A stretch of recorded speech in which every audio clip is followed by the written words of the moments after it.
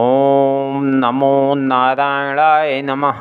ओम नमो भगवते वासुदेवाय।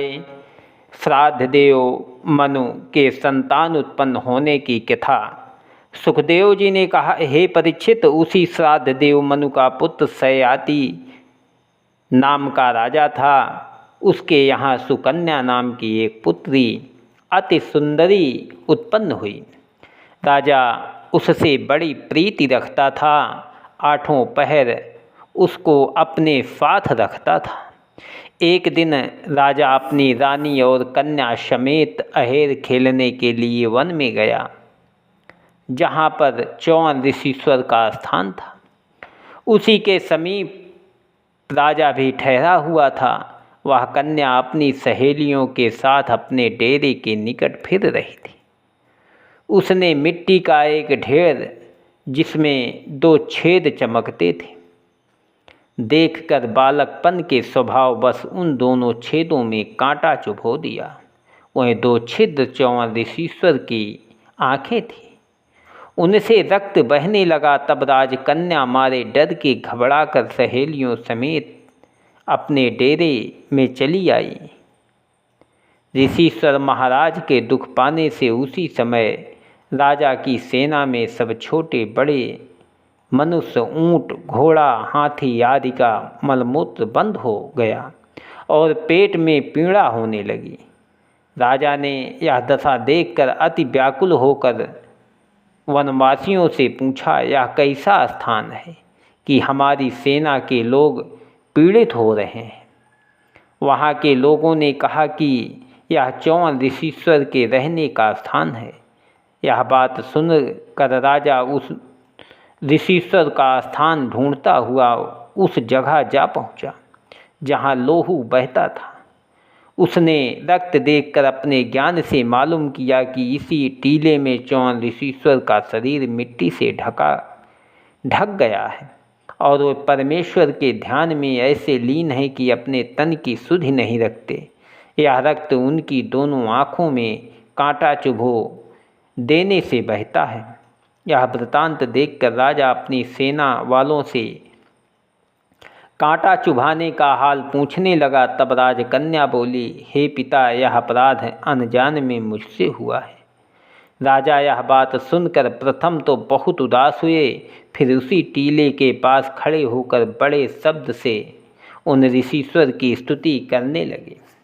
अपने हाथ से वह मिट्टी हटाया। जब चौवन ऋषीश्वर वह शब्द सुनकर समाधि से जागे और सावधान हुए, तब राजा ने उन्हें दंडवत करके हाथ जोड़कर विनय की, हे मुनिनाथ, यह अपराध अनजाने में मेरी पुत्री से हुआ है। उसने तुम्हारी आँखों में कांटा चुभो दिया। इस कारण मैं अपनी कन्या को तुम्हें अर्पण करता हूँ। आप ऐसा आशीर्वाद दीजिए कि जिसमें मेरी सेना का दुख छूट जाए। चौवन ऋषीश्वर ने राजा की स्तुति करने से प्रसन्न होकर ऐसा वरदान दिया कि सबके पेट की पीड़ा दूर हो गई। राजा अपनी कन्या चौवन ऋषीश्वर के पास छोड़कर वहाँ से सेना समेत राज मंदिर पर चले आए। चौवन ऋषीश्वर फिर परमेश्वर के ध्यान में समाधि लगाकर 14 वर्ष तक आंख बंद किए बैठे रहे और राजकन्या भी उतने दिन बिना अन्न जल उनके सामने हाथ जोड़े खड़ी रही। वह ऐसी सुंदरी थी कि इंद्र ने उसके पास आकर कहा कि तू यहाँ क्यों इतना दुख सहती है? मेरे साथ चल, हम तुझे इंद्राणी बनाकर सुख देंगे। इसी तरह कुबेर आदि कई देवताओं ने आकर उसे अनेक प्रकार से अपने साथ चलने को कहा, पर उस कन्या पतिव्रता ने किसी की ओर आंख उठाकर कभी नहीं देखा। चौवन ऋषीश्वर को अपना पति व परमेश्वर समझकर उनके चरणों में ध्यान लगाए खड़ी रही। 14 वर्ष के बाद चौवन ऋषीश्वर ने समाधि से जागकर क्या देखा कि राजकन्या उसी तरह हाथ जोड़े सन्मुख खड़ी है। उसके शरीर में केवल हाड़ व चाम रह गया है। उसका ऐसा पतिव्रत धर्म देखकर चौवन ऋषीश्वर अति प्रसन्न हुए। उसी दिन परमेश्वर की इच्छा से अश्वनी कुमार वैद्य वहाँ आए और ऋषिश्वर को दंडवत करके विनय किया कि जो आज्ञा हो सो तुम्हारी सेवा करें। चौहान ऋषिश्वर बोले, हमारी आंखें अच्छी करके मुझे तरुण कर दो तो मुँह मांगी वस्तु तुम्हें देंगे। अश्वनी कुमार ने औषध का कुंड बनाकर ऋषिश्वर को उसमें स्नान कराया तो उसी समय उनकी आँखें अच्छी हो गई और वे अति सुंदर हो गए। उनकी 16 वर्ष की अवस्था हो गई। तब राजकन्या उन्हें देखकर अति प्रसन्न हुई। चौहान ऋषिश्वर ने आदर पूर्वक अश्वनी कुमार से कहा कि जो मांगो सो दूँ। यह वचन सुनकर अश्वनी कुमार बोले, हे महाराज, हम देवताओं की औषधि करते हैं, इसलिए देवता लोग अपनी पंक्ति में मुझे भोजन करने के लिए नहीं बैठाते और सोमयज्ञ में मेरा भाग नहीं देते। सो आप दयालु होकर ऐसा कर दीजिए कि जिसमें मैं भी भोग पाऊँ। ऋषिश्वर बोले, तू धैर्य धर, तेरा मनोरथ पूर्ण होगा। जब अश्वनी कुमार वरदान पाकर आनंद पूर्वक वहाँ से विदा हुए तब ऋषिश्वर ने राजकन्या से कहा कि मैं तपस्वी हूँ, संसारी सुख की इच्छा नहीं रखता, सदा विरक्त रहता हूँ, पर तेरे पतिव्रत धर्म से हम अति प्रसन्न हुए हैं, इसलिए संसारी सुख के सब पदार्थ संयुक्त करके तेरे साथ भोग विलास करेंगे। ऐसा कहकर ऋषिश्वर महाराज ने अपने योग बल से उसी जगह सुवर्ण का रत्न जड़ित एक मकान, बाग व तड़ागादिक समेत ऐसा प्रकट किया कि जिसमें हर इच्छा से संसारी सुख की सब वस्तुएं रखी थी। तब ऋषिश्वर ने राजकन्या से कहा कि तू इस तड़ाग में स्नान कर। जैसे उसने तालाब में गोता मारा वैसे ही 16 वर्ष की देवकन्या के समान सुंदरी हो गई और 1000 दासी रूपवती भूषण वस्त्र पहने हुए उनके साथ तालाब में से प्रकट हुई। जब उन्होंने राजकन्या को उत्तम भूषण वस्त्र पहनाकर 16 श्रृंगार उनका किया, तब चौहान ऋषिश्वर राजकन्या से अपना विवाह करके भोग विलास करने लगे। कुछ दिन बीते, एक रोज राजा सयाति ने अपनी स्त्री से कहा कि जिस दिन से हम अपनी प्राण प्यारी कन्या को वन में ऋषिश्वर को सौंप आए हैं, तब से उनका कुछ समाचार नहीं मिला और बिना प्रयोजन उनको अपने घर बुला नहीं सकते। सो मैं चाहता हूँ कि अपने यहाँ यज्ञ करके इस बहाने से चौहान ऋषिश्वर को कन्या समेत अपने घर बुलावे तो पुत्री का समाचार भी मालूम होवे। जब रानी ने भी यह बात पसंद की तब राजा यज्ञ की तैयारी करके चौहान ऋषिश्वर को बुलाने गए। उनके स्थान पर पहुंचकर क्या देखा कि वहाँ टीला व झोपड़ी नहीं है, एक मकान बहुत सुंदर बाग बना है। उसे देखकर राजा ने आश्चर्य मानकर मन में कहा कि इस वन में ऐसा स्थान किसने बनाया। जिस समय राजा वहाँ खड़ा हुआ यही विचार कर रहा था कि उसी समय राजकन्या दासियों समेत तालाब में स्नान करने के लिए महल से बाहर निकली और राजा को देखकर बड़े हर्ष से उनके पास आई, किंतु राजा उनका विभव देखकर सन्न रह गया और उससे कुछ नहीं बोला। तब राजकन्या बोले कि हे पिता, तुमने मुझे नहीं पहचाना, जो मुझे गले नहीं लगाया। राजा बोले कि तेरे माता पिता का उत्तम कुल है, तूने दूसरा पति करके कलंक लगाया। यह वचन सुनकर वह बोली कि आप ऐसा संदेह न करें, मैंने दूसरा पति नहीं किया। यह सब विभव जो देखते हो ऋषिश्वर महाराज ने अपने योग बल से प्रकट किया। यह वचन सुनकर राजा ने बड़े हर्ष से अपनी कन्या को प्यार किया।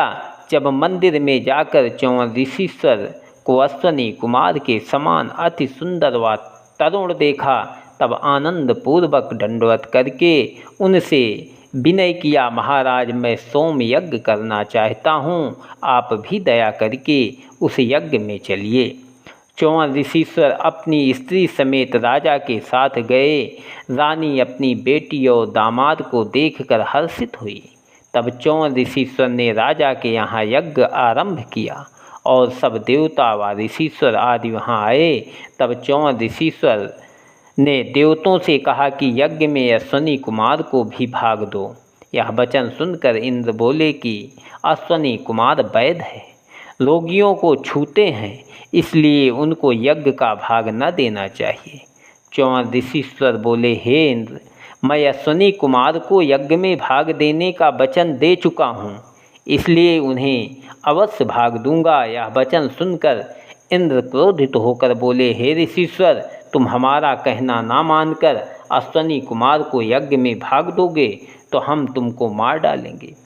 ऐसा कहकर जैसे इंद्र ने चौवन ऋषीश्वर को मारने के लिए गदा उठाई, वैसे ही ऋषीश्वर की आज्ञा व परमेश्वर की इच्छा से इंद्र का हाथ उसी तरह उठा हुआ रह गया।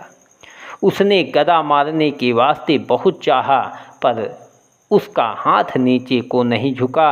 जब इंद्र अपने काम से लज्जित हुआ और हाथ उसे उठे रहने से दुख पाने लगा, तब सब देवताओं व ऋषीश्वर ने इंद्र से कहा कि तुमने महात्मा चौवन के साथ जैसा अनुचित बर्ताव किया वैसा दंड पाया, अब तुम उन्हीं से अपना अपराध क्षमा कराओ। जब इंद्र ने हार मानकर उनसे विनय किया कि आप महात्मा पुरुष हैं, मैं आपकी महिमा को न जानकर अपने फल को पहुँचा, अब दयालु होकर मेरा अपराध क्षमा कीजिए और अश्वनी कुमार को यज्ञ में भाग दीजिए।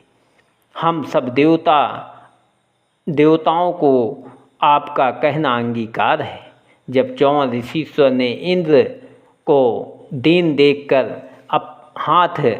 अपने हाथ से उनका हाथ झुका दिया, तब उनका हाथ ज्यों का त्यों हो गया।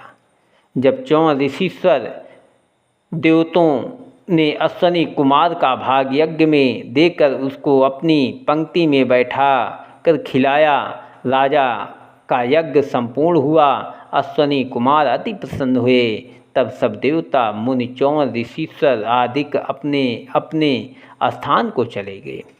इतनी कथा सुनकर सुखदेव जी बोले, हे राजन, जो कोई परमेश्वर की शरण में जाकर उनका तप व स्मरण करता है, उसे लोक व परलोक दोनों जगह सुख मिलता है। उसे कोई दुख नहीं दे सकता। वह जो कुछ मुख से कहें या जिस वस्तु की चाहे करें, नारायण जी उनके मनोरथ सिद्ध करते हैं। सो हे परीक्षित, उसी श्राद्धदेव के वंश में रेवत नाम का राजा बड़ा प्रतापी हुआ। उसके यहाँ रेवती नाम की एक कन्या अति सुंदरी व बुद्धिमती उत्पन्न हुई।